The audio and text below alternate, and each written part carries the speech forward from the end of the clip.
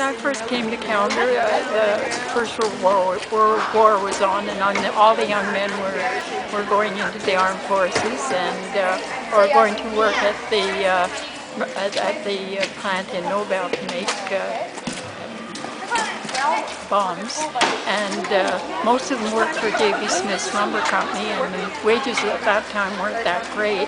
So anyway, every Saturday night we'd meet them off the train when they come home from Toronto from basic training, and it was a good time, even though there was a war on. And then when the mill closed up, of course, they had to find other work, and a lot of people left Callander, but a lot of them stayed too and found other employment. Fortunately for us, the Canadian Forces Base started hiring civilians, and my husband was one of them. He was the last steamboat captain on Lake Nipissing. They brought the logs down from the mouth of the Sturgeon to the mill here in Callander, but that closed in '67, and he had to find another job. So he was fortunate too to find work at the base as a mechanic. Yeah.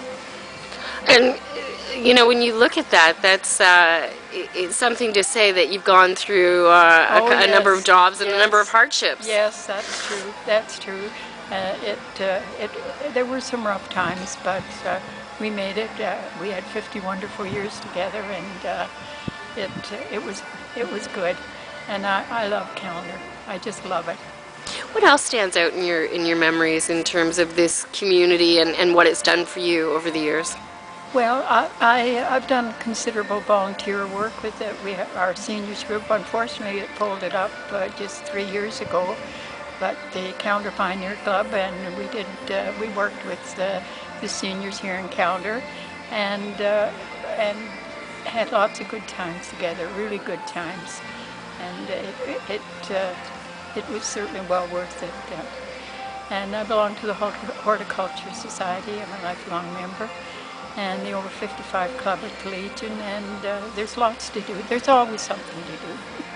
What do you want kids and your grandchildren to know about this community?